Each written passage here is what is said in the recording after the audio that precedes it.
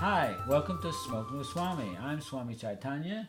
I'm Nikki Listretto over here, and our guests today are Desiree and Brent. From Brentwood. From Brentwood. Yes. But anyway, we have a very curious story because we just ran into you in the harbor side, right? Yes. We had a display there in the lobby, and you were very shy, and you kind of came over and Yeah. started talking, and then you said something about had this. What was it? OxyContin you were on? Or what was it? Yeah, that was my third addiction. I had a knee injury and had to have my ACL replaced and had But complications. let's take it back to the beginning. Yeah. This is just like this is just an amazing story we want to share with you, everybody, because this is an example of the wonders of cannabis as medicine to bring good health and joy into the lives of so many people that could use this. So I just think we should just let you take it away, guys, and tell us your story. Because you had me transfixed when you told it to me, you know. So I don't even know where to start. Yeah. Well, you said you first were into alcohol or what? Yeah, well, I was really overweight. At my heaviest weight, I was 330 pounds. Wow. And in 2001, I had gastric bypass. And then just by off chance, had a glass of wine with dinner one night. And all of those feelings, started... It made everything go away kind of thing. And very quickly, my addiction from food that went away became an addiction to alcohol. And then about a few years into that, and I was kind of a closet drinker only my family really knew of my problem, really. And I was snowboarding and had a knee injury and was given a prescription for Norco and very quickly became addicted to that. So what is Norco? It is hydrocodone and Tylenol. It's just a higher level of hydrocodone than what Vicodin has. And the codone is an opiate. Yes. Yeah. Right. I And see. did you stop the drinking at that point? Yeah, the funny thing is that, in my processes of going through AA, they said, oh, well, you're not a real addict because an addict would have chased it down with alcohol. Well, I wasn't necessarily doing it on purpose that I knew of it, but the bottle said, don't take with alcohol. So I stopped drinking. Well, it was easy to stop drinking because whatever the drinking was numbing, the opioids started to numb. So it was whatever I was trying to escape. But you still say you have an addictive personality, you Yeah. said. And they were actually, and so you first started with food addiction, Yes. and then it moved into alcohol because that was... Wait, I have one more question. I just have to ask this. Were you snowboarding at 300 pounds? No, because at that point I had gastric bypass, so I had lost 170 pounds. Okay. And that's why you had to Right. lose weight. You Right. Okay. I lost my ability to eat because I had gastric bypass. So, I did okay for a while. But then, had you met Brent yet by that point? yeah, we've been together since we were 17. Oh, really? Yeah. So you met in high school then? 26 years. We just not celebrated our 26, 20th wedding 20th anniversary. wedding anniversary wow. in September. That's I see. fantastic. Oh, that's far out. That's really nice. Yeah. That's really nice. So now, what's happening to you while she's going through all these different things? I don't know, just staying by her side and helping her get through, You're and just hanging in there. trying to. But you figure have to out- go to work every day, right? And Yeah, and she was working. She was working as well. I see. I was a functioning addict. Yeah. And you have children. 3. 3 children. Oh wow! So you're With actually the- kind of a Wonder Woman. Yeah. Yeah.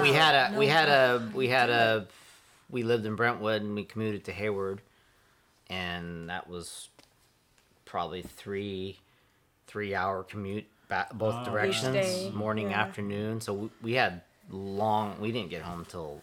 So now then you had Till this knee nighttime. operation, and what happens after that? Well, I had complications with inflammation and I stuff see. like that. And when I initially had the accident, I didn't go in right away. I kind of walked on it for a week because I didn't realize that it was as Oh, bad you as were it in was. denial, right? Yeah. Yeah, so- most of us do that. So that's when for it was sure. when I was finally diagnosed and stuff, I had other damage that I had done because I had walked on it. Yeah, she's pretty So- stubborn. So it kind of. What's your sign anyway? I'm a Capricorn. Capricorn. Oh, Yeah. okay. Well, that's That's a strong Yeah. sign. Yeah. And your sign, Stubborn. what's your sign? Leo. Leo. Yeah. We're just old hippies. We always have to ask what sign. Yes. We're stubborn. All right. But it's good. Leo's a strong sign too. Yep. No question about Yeah. that. Yep. That's So, right. Okay, That's good. right. So now you can't really function because of this inflammation and your knee's not working. And Right, so the doctor's answer was to just kind of keep prescribing opioids to me and stuff like that. And then I realized I had a problem, but was too ashamed to say anything to my family. And I went to my primary care doctor, and he said, well, you need to go to rehab. Well, that was like, oh, God, that's admitting that I've done something wrong right, kind of yeah. thing. And because you were addicted to the painkiller. so then... But was it working for you, the painkiller, at that point? No, I was taking it because my body was making me. Like, I tried... We had a weekend where the kids had gone away with grandma. And it was just the two of us. So I told myself, I said, okay, I'm just going to not take it. Well, then, not knowing withdrawals, internet not being what it was to look up Yeah, withdrawals right. and stuff, I started getting really sick. He thought I had the stomach flu. I'm having all of the opioid withdrawal Yes. stuff Yeah. going on. Right. And so I worked for a dentist at the time, and I started prescribing it for myself. So how long were you then doing this? How many months? I had been prescribing it for myself for about 4 months. 4 months, and then I got caught, and then tried to get help from an outside doctor who started me on Ativan on top of everything else. No, it's amazing. So they you said they keep kept giving you prescri- things. Yeah. They Different give you one. more to stop you. More and more. But they don't subtract them. No, they were trying to. What he ended up So doing was I was going to a compounding pharmacy because they were removing the acetaminophen from it. So I was just essentially getting pure synthetic hydrocodone at that point on top of the Ativan. Wow.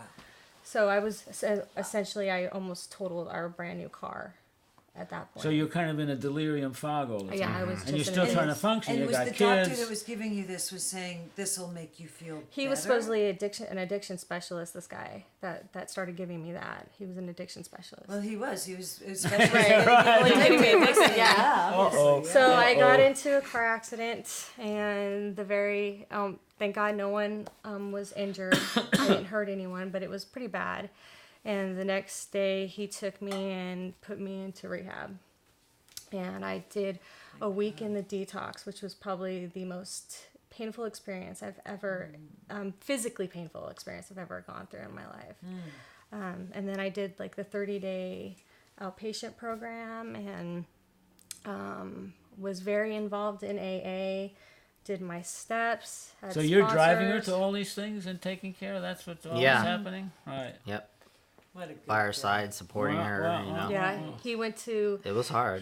family group was hard. sessions and stuff like that. Uh-huh. But, in going through rehab and stuff like that, they encompass anything that's abusive, including cannabis and stuff like that. So, of course, in my mindset, I've gone through treatment, this and that. So, that kind of set the grounds for my stubbornness, years down the road when he was trying to convince me to turn to cannabis. Oh, so now he's already trying to convince you to so why? Not at that point. Not at that point. I see. Soon. Yeah, This yeah. is pretty strong stuff, actually. Yeah. Especially if you're just used to your vaporizer Yeah. and so on. So, Yeah, so I went through treatment. I was doing really well, and 11 months into my sobriety, our son, who had just turned 11, was diagnosed with a very rare leukemia called acute myeloid leukemia. And the treatment for that is entirely inpatient. So for 6 months, he had 14 days home total. So we lived there in Oakland. at the hospital. Yeah. At Children's Hospital? Yeah. Oh, I see. We lived in his room with him. He was on a All right. special immune suppressed unit. I see. And Oh, yeah. they have, with that type of leukemia, they have like a 30% chance of survival because the treatment itself is what usually It's so kills toxic, them. right. So he survived treatment. He was in remission. He was in remission for 9 months. And after he was discharged, I started having what we now know as PTSD, but we didn't know at the time, like just super bad anxiety, just always, the chance of relapse for that type of leukemia is very, very high. So every little headache, bruise, anything, I was just on edge all the time. And we had become like roommates, you know, because we were trying to balance home life, and he went back to work, and it was just very trying. Wow. So Josh was in remission for 9 months, and I forgot to mention that during that time he was in the hospital, that 6 months, I gained 50 pounds. Wow. So I had kept the weight off and then gained 50 pounds. But that's also a response to the stress. Right. For sure. Right, exactly. And in a way, your addiction at that point was taking care of him. Right. Right. Right. That's what Oh kept you yeah. busy. Yeah, I was that like That for the overtook everything. the second he was diagnosed, I didn't sleep for 2 days because I was trying to gather as much information as I could through the internet and stuff, because, you know, at that point they just said it was leukemia. They didn't know what kind. They were going to do testing, and within the 24 hours of him being diagnosed, he was in a coma in ICU. He got really sick very quickly and was So spent after a month there. in remission now, then what happened? He was in remission for 9 months. I tried to get back to regular life, which was very difficult, but I was able to take off some weight. But you're clean now, basically. Right, still clean. And everyone was scared that I was going to relapse through all this, and but like you said, he was my addiction. He was my focus. That was, you know, my kids. And so we found out that his leukemia came back again. And at this point, the only option is a bone marrow transplant. And neither one of our other kids were matches. And so they had to, it was a process. It took we found out he relapsed in February, and he didn't have the transplant until June. And that in itself they ended up using cord blood. They had requested 2 units. One came from Spain, the other one came from France. Wow. The one from France was supposedly a better unit, but when it arrived at Alta Bates in Berkeley, it had defrosted. The tank had sprung a leak. So I mean, it was just one thing after another. Like yeah. So it was just challenging, and the treatment for that, besides the high dose chemotherapy, they have to do total body radiation for a week, 2 days, twice a day. So I mean, it's very, yeah. The doctor said that the way it was explained to us is they have to bring them as close to death as possible for the new stem cells to come in and do their work. New stem cell, I see. It was cord blood. How old is he? At that point, he was 12. And who's paying for all this? This is insurance, and I mean. At that, yeah, we were lucky. We had really great social workers at Children's, so we had a PPO. They immediately were able to get us during his open enrollment to an HMO. So it was, you know, battling insurances, stuff like that. He had very expensive. By the at time, least it was getting paid for them. Right. It was after the transplant it became harder, because when he finally came home, he took 32 different pills a day, Monday through Friday, and 33 on Saturday and Sunday. And it was like our co-pays for that was like $500 every 2 weeks to pick up his prescriptions. Wow. So it was that's when it became So now, a where does challenge. Cannabis come into this story? So our son passed away, and Yes. he had a graft versus host disease flare up, and he went septic, and he passed very suddenly. So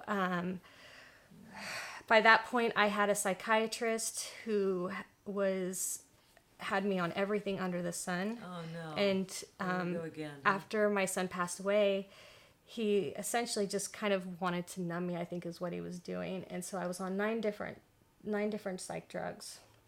And I went like that for about 3 years.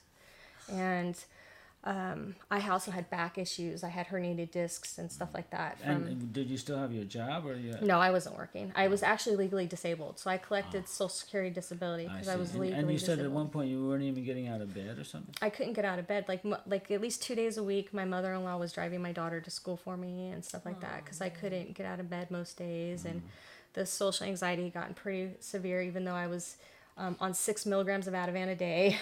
So when they give you 9 different things at once, I mean, One of those was a pain medication. One of those was tramadol for my back.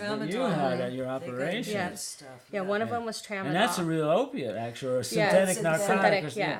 Yeah. My back doctor that gave me that, when I had gone to him and said, I don't think this is working for me, he had started to help me taper. And Here, try this. This is much better than all of those things. No, I'm good. You're good? Okay. No, but it doesn't take much to Swami Select. But that doctor was good and taught me how to taper down. The psych doctor, on the other hand, something happened. I don't know. We got a letter. He lost his license. Surprise, surprise. Yeah, really. And so then it was So hard. he kept piling on the pills. Yeah.